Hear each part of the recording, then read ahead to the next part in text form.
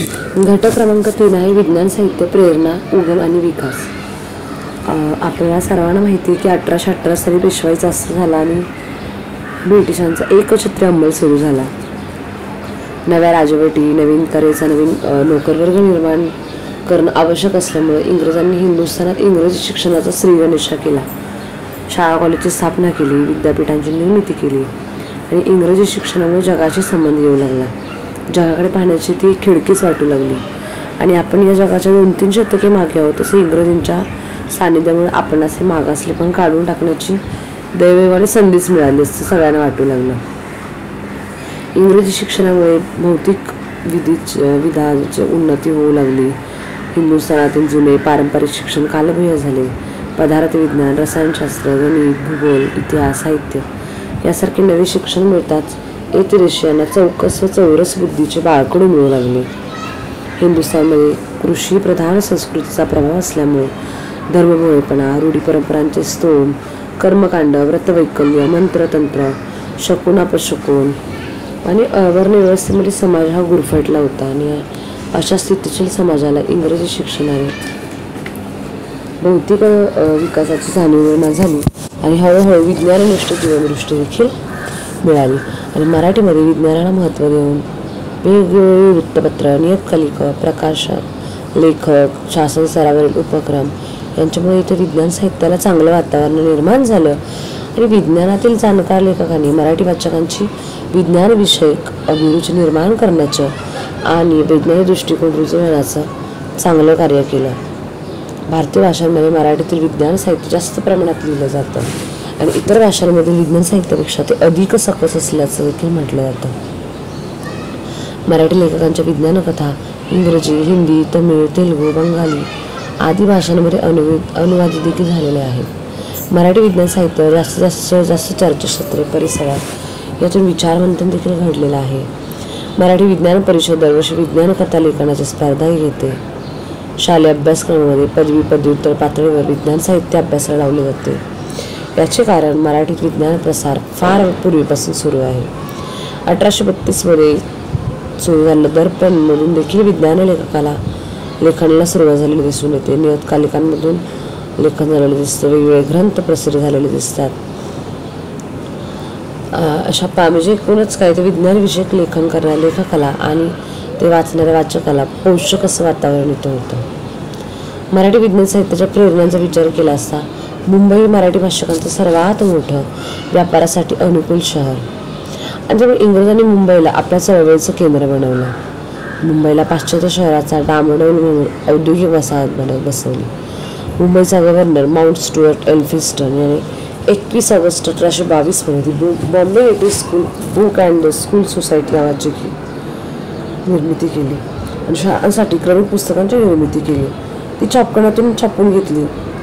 इंग्रजी भाषेतील ज्ञान मराठी भाषेत आणण्यासाठी भाषांतर समितीची स्थापना देखील करण्यात आली आणि इंग्रजी शिक्षणाचे आधुनिक ज्ञान लय प्राशन केलेले बाळशास्त्री जांभेकर हे पहिल्या पिढीतील आद्य ज्ञानमहर्षी होते. अध्यापक ते प्रोफेसर या पदापर्यंत पोहोचलेल्या बाळशास्त्री जांभेकरांनी नेटिव्हची सेक्रेटरी असताना जॉर्ज ऑर्वेलच्या स्कूल कमिटीच्या सेक्रेटरींना शास्त्रीय पुस्तकाचे विद्येचे उद्देश, लाभ आणि संतोष ह्या 1829 छापलेल्या ग्रंथासाठी महत्त्व केले. Treatise of the objects, advantages and pleasure of knowledge by Lord Norman यातून त्यांनी वेगळ्या पद्धतीचं काम केलेलं दिसून येतं आणि शास्त्रीयदृष्ट्या मराठीमध्ये हे ज्ञान प्रथम आणण्याची बाळशास्त्री जांभेकरांची कामगिरी फार मोठी दिसते. आणि दर्पण या आद्य वृत्तपत्रामधूनच त्यांनी अनभिज्ञ असलेल्या लोकांना पाश्चात्य राष्ट्रात लागलेले शोध, प्रगत झालेले विज्ञान यांची जाण करून देण्याचा प्रयत्न केला. याच कालखंडात पुढे जांभेकरांचं दिग्दर्शन हे मासिक देखील महत्त्वाचं झालेलं दिसतं. त्याच्यातून देखील त्यांनी आधुनिक विज्ञान आणि आधुनिक विज्ञानाचा मराठी जनतेला मराठी भाषेतून परिचय करून दिला. त्याचबरोबर हरिकेशवजी पाठारे यांनी देखील 1833 मध्ये सिद्ध पदार्थ विज्ञान शास्त्रविषयक संवाद या ग्रंथामध्ये पदार्थ विज्ञानाची परिभाषा तयार करण्याचे कार्य केले. पुढे केरो लक्ष्मण शास्त्री यांनी देखील 1879 मध्ये पदार्थ विज्ञान ग्रंथ लिहून परिभाषा निर्मितीस सहाय्य केलेले दिसून येते. केरळ कोकिळ या नियतकालिकाने देखील चंद्रावरील स्वारीचा अनुवाद केलेला दिसतो. 1947 मध्ये देखील जयंत नारळीकर यांनी यासारख्या शास्त्रज्ञांनीच विज्ञान कथा लिहून मराठी विज्ञान परिषदेच्या विज्ञान कथा स्पर्धेत बक्षीस देखील मिळवलेलं दिसतं. मराठी विज्ञान साहित्याचा उगमाचा विचार केला असता मराठी विज्ञान साहित्याचा आरंभच मुळे अनुवादित का होईना पण कादंबरीपासून झाला. जूल वर्न यांच्या फ्रेंच विज्ञान कादंबरीकाराच्या from the earth to the moon direct in 97 hours and 23 minutes and a trip around it या कादंबरीचे रूपांतर पहिली मराठी अनुवादित कादंबरी केरळ कोकिळा या मासिकातून चंद्रलोकाची सफर या नावाने करण्यात आले. तिच्यावर लेखक म्हणून कोणाचे नाव नव्हते, त्यामुळे केरळ कोकिळेचे संपादक महाराष्ट्र भाषा चित्रमयूर कृणा आठले हे होते. पृथ्वीच्या अंतरंगात या नावाने केरळ कोकिळ या नावाने लेखन देखील प्रकाशित झालेले दिसून येते. नाथ माधव तथा द्वारकानाथ माधवराव पितळे यांनी देखील श्रीनिवासी कादंबरी विज्ञान कादंबरी 1908 साली प्रसिद्ध केली. स्वतंत्रपणे लिहिलेली मराठीतील पहिली विज्ञान कादंबरी आहे. कृणा आठले आणि नाथ माधव यांचा चांगला परिचय यामध्ये होता. त्यांच्या वाङ्मय चर्चाही घडत असत आणि हे लक्षात घेण्यासारखंच होतं. नाथ माधव हे बहुप्रसूल लेखक होते. सामाजिक कादंबरीने त्याने लेखनाला आरंभ केला. ऐतिहासिक कादंबरीने त्यांना लोकप्रियता मिळवून दिली. कथा कादंबरी नाटक आणि प्रहसन त्यांनी लिहिली. श्रीनिवासी कादंबरी शास्त्रीय विषय मनोरंजक दृष्ट्या मांडलेली कादंबरी आहे असे तिचे वर्णन देखील वि.ह. कुलकर्णी यांनी केलेले आहे. मराठी साहित्यामध्ये विज्ञान कादंबरी नंतर विज्ञान कथा जन्माला आली. बालवाचकांसाठी कथानकातून शास्त्रीय माहिती देण्याच्या प्रयत्नातून विज्ञान कथा लिहिण्याचा प्रयोग वा.गो. आपटे यांनी केला. या कथेत कथानक अतिशय गौण होते.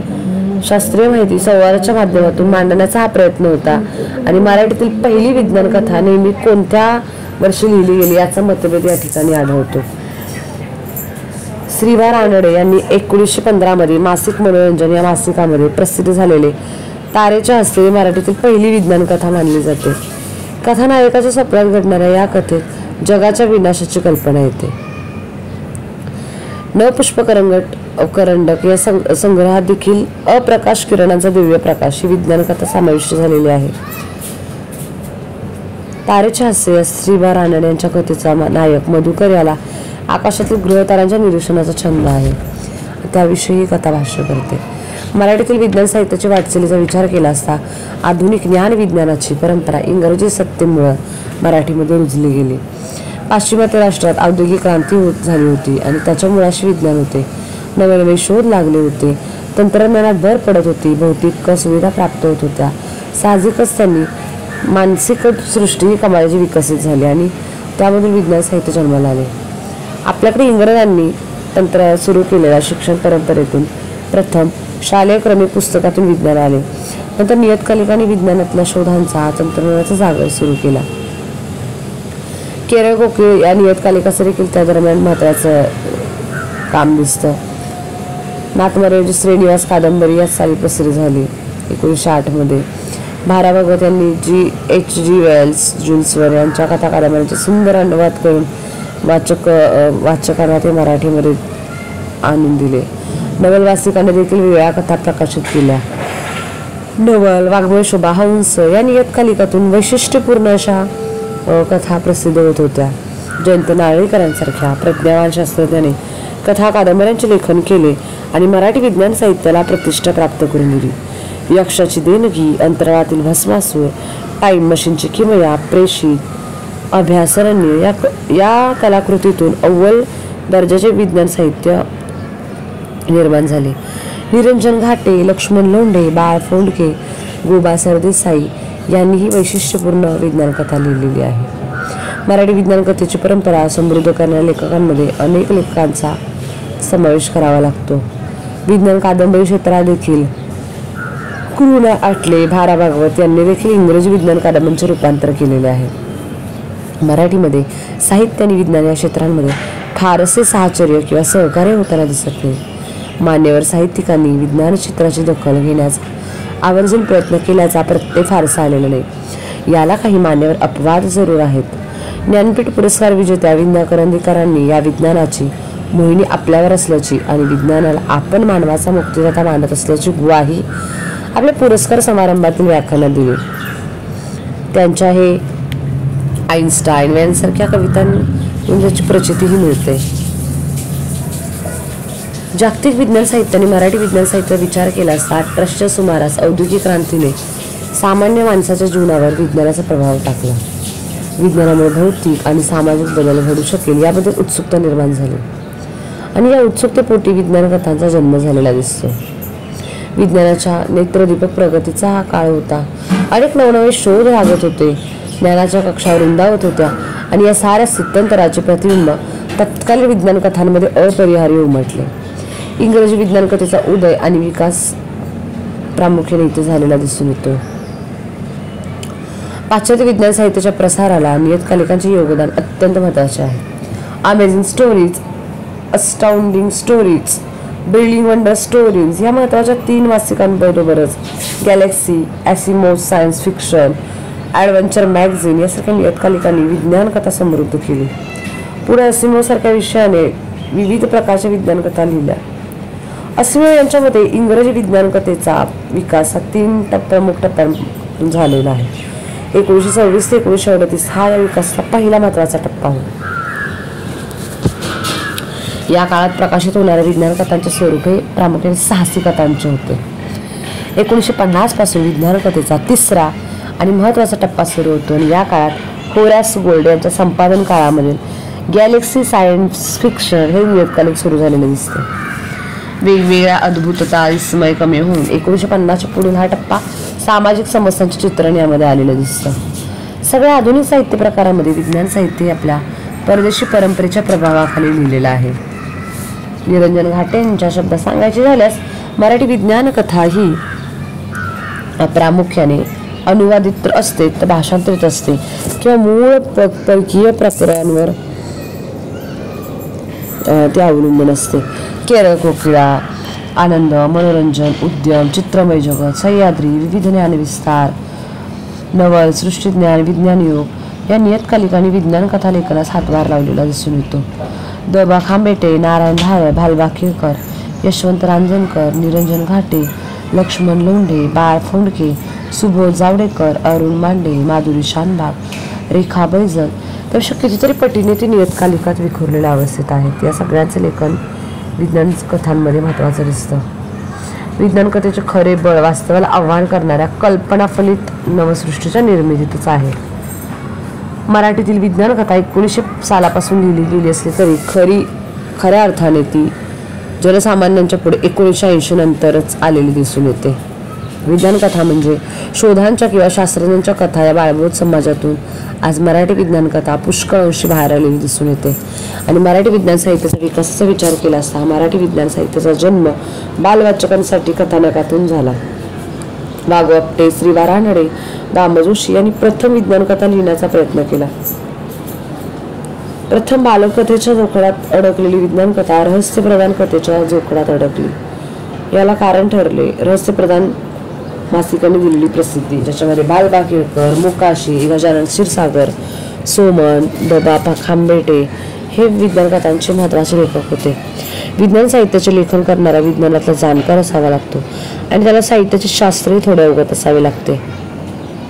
मराठीमध्ये पुष्कळ असे लिहिणारे लेखक आहेत ज्यांनी या दृष्टीने प्रयत्न केलेले दिसतात, ज्याच्यामध्ये निरंजन घाटे, बाळ फोंडके, लक्ष्मण लोंढे, गोबा सरदेसाई यांनी ही वैशिष्ट्यपूर्ण विज्ञान कथा लिहिलेली आहे. विज्ञान कथांचा प्रभाव विकसित करणाऱ्या लेखकांमध्ये वाना कोळेकर, प्रभाकर सोवनी, रवी सोवनी, दची सोमय, राटिकेकर या महत्त्वाच्या लेखकांचा समावेश होतो. तर विज्ञान कथेबरोबरच विज्ञान कादंबरीचे लेखनही पुष्कळ झालेले दिसते.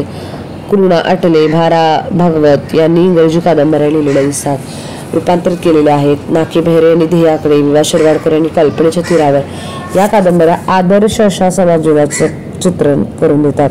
त्या व्यतिरिक्त अरुण साधू, रंगनाथ पठारे, सुरेंद्र बारलिंगे, निरंजन घाटे, जयंत नारळीकर, लक्ष्मण लोंढे, अरुण हेबळेकर, माधुरी शानभाग, सुभद्रा गोगटे यांनी मात्र जाणीवपूर्वक विज्ञान कादंबरी लिहिल्याचं दिसून येतं. आणि विज्ञान साहित्य हे विज्ञानाने बदललेल्या आणि भविष्यकाळात बदलू पाहणाऱ्या मानवी जीवनाचं साहित्य आहे. विज्ञानाच्या परिणामाचे हे साहित्य असल्याने बदल हा या साहित्याचा स्थायी भाव आहे. जग झपाट्याने बदलत आहे आणि त्याच्या मुळाशी विज्ञान आणि तंत्रज्ञान आहे. नवनवे शोध लागत आहेत, नवीन तंत्रज्ञाने येत आहेत आणि त्यामुळं विज्ञान साहित्य हे महत्त्वाचं ठरतं. आज मराठीतील प्रथित यश साहित्यिक विज्ञान साहित्यावर त्याच्या विकास आघाडीवर अजिबात भाष्य करताना दिसत नाहीत. त्याला प्रोत्साहन देणं, प्रेरणा देत नाहीत. तर एकंदरीत मराठी विज्ञान साहित्यामध्ये एक प्रकारची स्थितिशीलता आली आहे, ती दूर होणं फार गरजेचं आहे. आता एकूणच विज्ञान साहित्यामध्ये कशा कशा समावेश होतो, तर त्यामध्ये साहित्यामध्ये येतात ते म्हणजे कथा, विज्ञान कथा. आता प्रामुख्याने विज्ञान कथा हा जो प्रकार आहे, तर इंग्रजी विज्ञान कथेच्या निर्मितीनंतर जवळपास 100 वर्षांनी मराठीमध्ये विज्ञान कथा जन्माला आली. मराठी विज्ञान कथेला 100 वर्ष पूर्ण झालेली आहेत. श्रीवा रानडे यांनी 1915 साली तारेची हस्ती कथा लिहिली आणि ही मराठीतील विज्ञान साहित्यामध्ये ही कथा महत्त्वाची ठरली. सगळ्या आधुनिक साहित्य प्रकाराप्रमाणे विज्ञान साहित्यही आपण परदेशी परंपरेच्या प्रभावाखाली लिहिलं. मराठी भाषेत विज्ञान कथा 1900 सालापासून लिहिण्याचा प्रयत्न झाला असला तरी श्रीवा रानडे यांची 1915 मध्ये मासिक मनोरंजन या मासिकामध्ये प्रसिद्ध झालेले तारेचे हास्य ही मराठीतील पहिली विज्ञान कथा मानली जाते. आरंभ काळातील विज्ञान कथेचा विचार केला असता मराठीतील आरंभ काळातील विज्ञान कथा बालवाचकांसाठी निर्माण झाली होती. लहान मुलांच्या संस्कारक्षम मनाचा विचार करून त्यांच्या मनोरंजनाबरोबरच ज्ञानवर्धक आणि बुद्धिनिष्ठ वाचनीय साहित्य पुरविल्याचे लक्षात घेऊन काही पुस्तकं लिहिली गेली. तत्कालीन विविध नियतकालिकांमधून वैज्ञानिक शोधाच्या सुरस गोष्टी छापून येत होत्या. आणि मग पुढे 1893 मध्ये कठीण शास्त्रातील सोप्या गोष्टी या ग्रंथामध्ये विज्ञानातील अनेक गोष्टींची माहिती बालवाचकांच्या दृष्टीने पुढे आली. लोहचुंबक, युरेनस, मानवी नेत्राची रचना इत्यादी. वैज्ञानिक सूत्र, वैज्ञानिक माहिती ही विस्तृत कथानकामध्ये गुंफून आणि त्यात प्रश्नोत्तरे योजून सोप्या भाषेत मुलांना सांगण्याचा प्रयत्न भागवत यांनी केलेला दिसून येतो. आणि या कथेतील नायक जो आहे हा बालवयीन आहे, चिकित्सक आहे. बालवाचकांसाठी कथानकातून शास्त्रीय माहिती देण्याच्या प्रयत्नातून विज्ञान कथा पुढे आलेली दिसते. भागवत यांनी 1912 मध्ये एका दिवसाच्या सुट्टीत या कथेत ते लिहिलेलं दिसून येतं.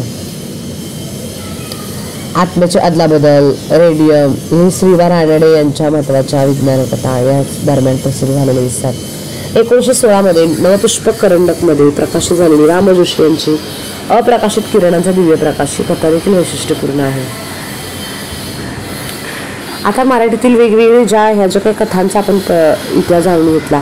आता वेगवेगळे कथाकार कोण होते आणि त्यांच्या कुठल्या कथा या दृष्टीने महत्त्वाच्या ठरतात याचा आपल्याला परिचय करून घ्यायचा आहे.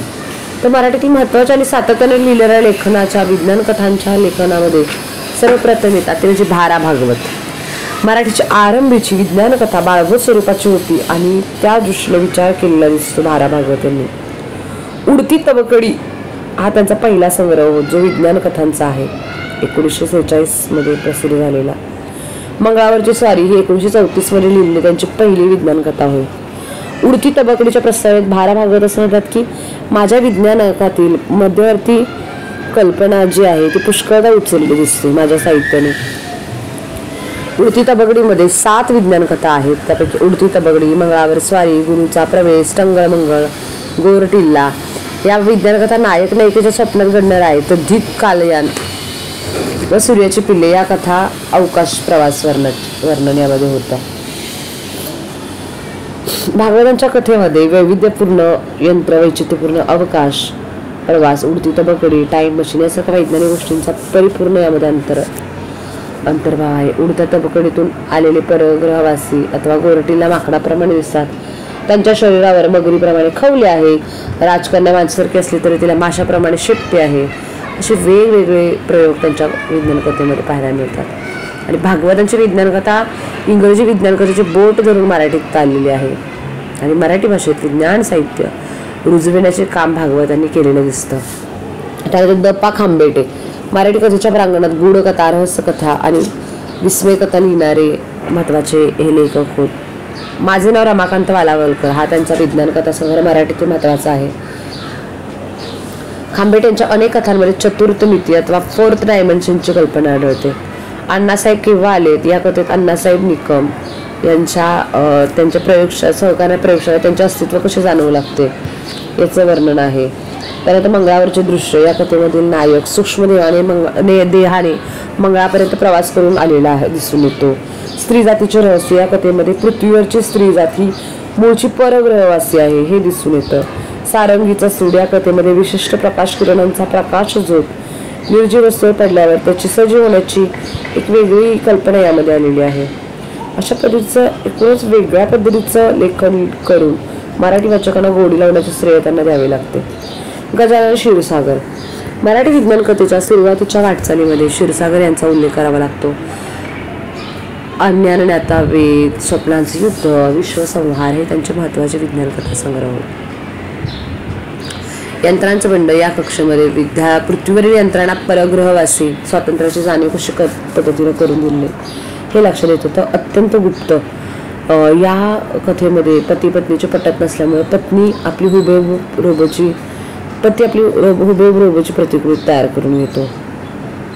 क्षीरसागरांच्या विज्ञान कथेमध्ये कल्पना अतिशय चांगल्या पद्धतीने रंगवलेल्या असतात.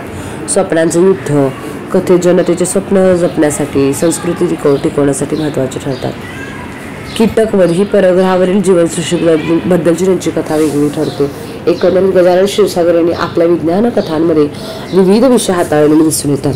नारायण धारप यांनी 1960च्या सुमारास कथा लेखनास सुरुवात केली. अबक नेमचीम कालगुफा गोगऱ्यांचे पुनरागमन हे त्यांच्या महत्त्वाचे विज्ञान कथा होत.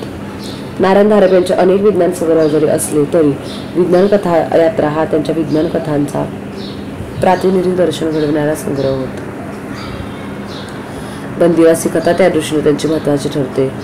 वेगळ्या पद्धतीचे लेखन त्यांनी लिहिण्याचा प्रयत्न आपल्या विज्ञान कथांच्या आधारे केलेला दिसतो. नारायण धारप यांना विज्ञान कथेची समज चांगली होती हे त्यांच्या कथेवरून त्यांनी जरी असली तरी तेवढा त्यांच्या कथा त्यांच्या हातून झालेल्या नाही. गूढ अशा मानसिक संस्कृतीची त्यांना ओढ आहे. आणि भारा भागवत खांबेटे नारायण धारप यांच्यापर्यंतच्या विज्ञान कथेला नारळीकर पूर्व विज्ञान कथा असं म्हटलं जातं. त्यात भालबा केळकर हे विज्ञानाचे प्राध्यापक होते. त्यांनी विपुल असे विज्ञान लेखन केले. गुरुवरचा माणूस दीपकची स्वप्ननगरी धोंडोबा ढमाल्याची वैज्ञानिक उलाढाल भांडी बोलू लागली लोखंडी राक्षसाचा पराभव वैज्ञानिक दंतकथा विज्ञानाला पंख कल्पनेचे अशी वेगवेगळे कथासंग्रह त्यांच्या नावावर आहेत. भालबा केळकर यांच्या विज्ञान कथेत यंत्रमानव परग्रहवासी विज्ञान संशोधनातील धोक्याचे इशारे वैज्ञानिक प्रगतीमध्ये मानवी मूल्यांचा होणारा ऱ्हास मानवश्रेष्ठ की यंत्रश्रेष्ठ असे वेगवेगळे विषय होतात. यशवंत रांजणकर शेवटचा दिस हा महत्त्वपूर्ण विज्ञान कथा संग्रह आहे. त्यातील 16 कथांपैकी 8 कथाच विज्ञान कथा आहेत. बाकीचे भय रहस्य साहस विस्मय कथा अशा आहेत. 6 कोट वर्षापूर्वी फुलपाखरू या कथेमधले एक वेगळ्या पद्धतीचं वातावरण त्या ठिकाणी आणतात.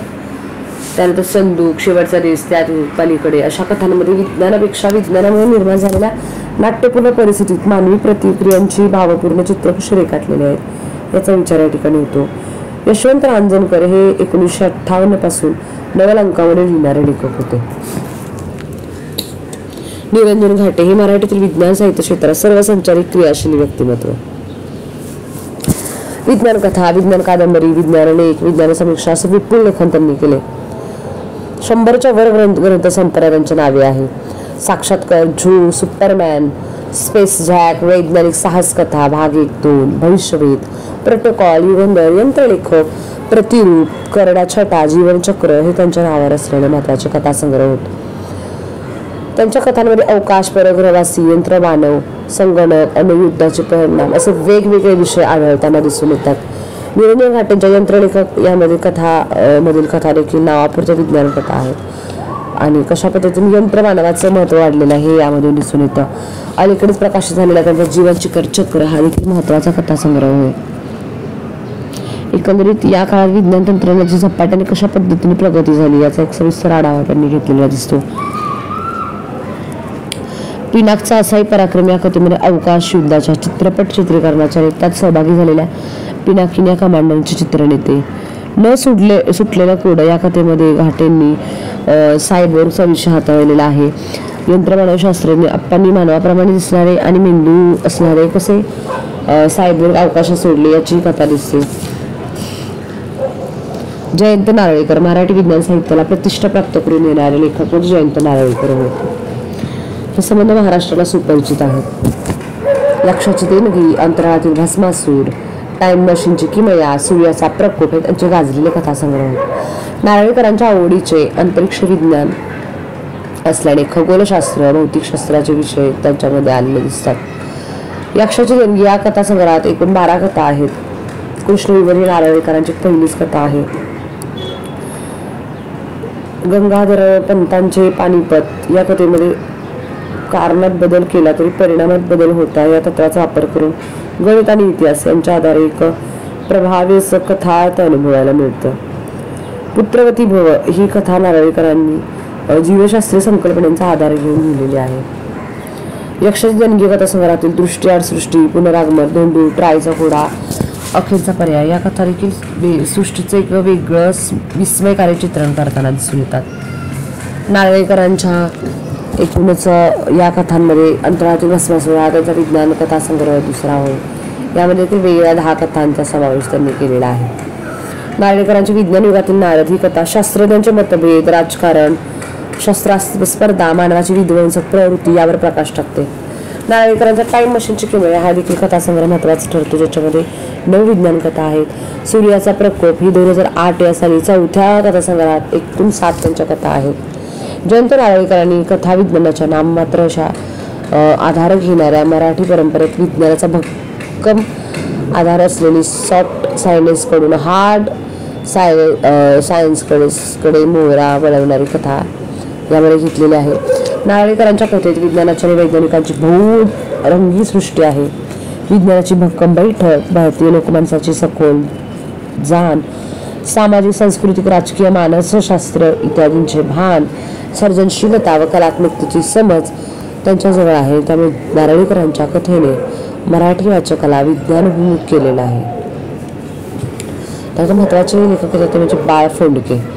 मराठी विज्ञान साहित्यामध्ये जयंत नारळीकर व निरंजन घाटे यांच्या जोडीने येतात ते म्हणजे बाळ फोंडके. सायन्स टुडेचे संपादक, द इकॉनॉमिक्स टाइम्स, महाराष्ट्र टाइम्सचे वरिष्ठ संपादक म्हणून त्यांनी कार्य केलेलं आहे. त्यांचं प्रतिमा, युरेका, अमानुष, चिरंजीव, गुड बाय अर्थ, गोलमाल, अखेरचा प्रयोग, व्हर्च्युअल रियालिटी, खिडकीलाही डोळे असतात, दृष्टीभ्रम, गर्भार्थ, कर्णपिशाच असे वेगवेगळे कथासंग्रह त्यांच्या नावे आहेत. बाळ फोंडकेचा चिरंजीव हा कथासंग्रह महत्त्वाचा ठरतो. त्यामध्ये 16 कथा आहेत. प्रस्तुत संग्रहातील कालाय तस्मै नमः ही कथा काल प्रवासाशी संबंधित दिसून येते. उजव्या सोंडेचा गणपती ही कथा शास्त्रीयदृष्ट्या आकलनास कठीण आहे. वैराची रात्र या कथेत 2 संगणक एकमेकांशी बोलतात.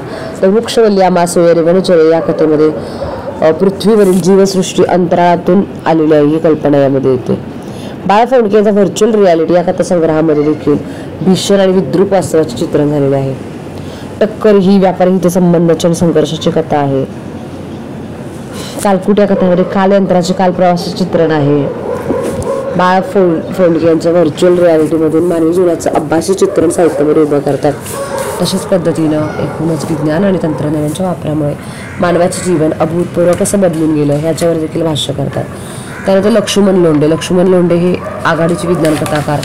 दुसरा आईन्स्टाईन, तप्तमुद्रा, रिमोट कंट्रोल, धर्मयोद्धा, थँक्यू मिस्टर फॅरेडे असे वेगवेगळे कथासंग्रह त्यांच्या नावे आहेत.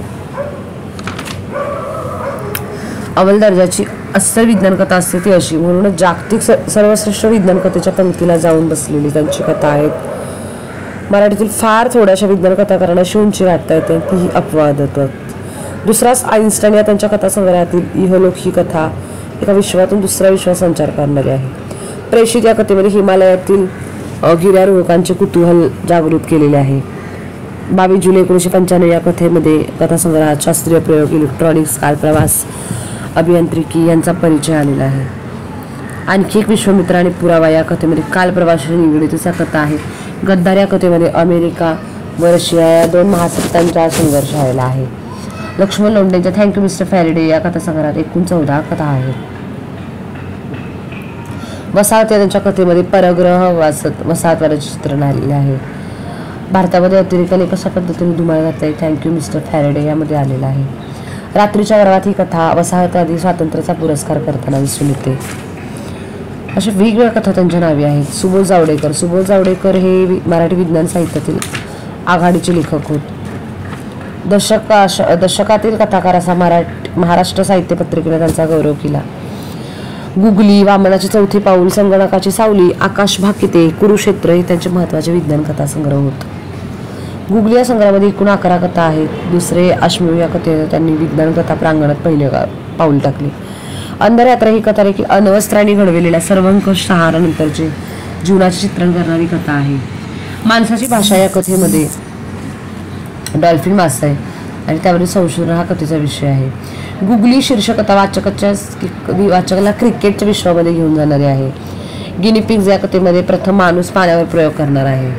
वैज्ञानिक दृष्ट्या अचूक पण तरीही तपशिलांचा बडीवार न माजवता कथा लिहिणारा हा त्यांचा हातखंडा जावडेकरांचा दिसून येतो आणि विज्ञान साहित्यात एक महत्त्वाचा अभ्यासक म्हणून त्यांना ओळखले जाते.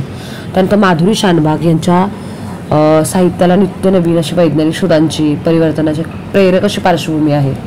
पुनर्जन्म, इंद्रधनुष्य, मुंगी उडाली आकाशी हे त्यांचे महत्त्वाचे कथासंग्रह होत आहेत. माधुरी शानभाग विज्ञान शाखेतील एक तज्ज्ञ अभ्यासक आहेत. विज्ञान साहित्य लिहिताना काही निकष ठळकपणे वापरलेले असतात आणि त्या दृष्टीने विचार केलेला असतो. माधुरी शानभाग यांच्या पुनर्जन्म या संग्रहातील कैफियत या कथेमध्ये आईच्या गर्भात असलेल्या 5 महिन्याच्या मुलाचे मनोगत आलेले आहे. पुनर्जन्म या कथेमध्ये प्रामुख्याने वेगळ्या पद्धतीचं लेखन त्यांनी केलेलं दिसतं. अगं अशी दिदीची गोष्ट, बुमरँग असे वेगवेगळे विषय आशयपूर्वकरित्या त्यांच्या कथा दिसून येतात. पुनर्जन्म ह्या त्यांच्या पहिल्या कथासंग्रहात पुराणात विज्ञान शोधणाऱ्या आणि त्याच्याशी धागा जोडणाऱ्या शानभाग त्यांचा चौथ्या कथासंग्रहात दिसत नाहीत. सॅप या तिसऱ्या कथासंग्रहात मात्र विज्ञानाच्या सागरात अनेक रत्न जशी सामोरे आली तसे त्या पद्धतीने ते येतात. माधुरी शानभाग यांनी आपल्या मुंगी उडाली आकाशी या चौथ्या कथासंग्रहात मात्र विज्ञान कथा लेखिका म्हणून एक वेगळी झेप घेतलेली आहे आणि ती उल्लेखनीयच ठरलेली आहे. अशा प्रकारे कथांच्या वेगळ्या वेगळ्या सामर्थ्य मर्यादा लक्षात घेता एकूणच विज्ञान कथा ही कशा पद्धतीने महत्त्वाची ठरलेली आहे किंवा लेखकाच्या समृद्धीत त्या कथेनं भर घातलेली आपल्याला दिसून येते.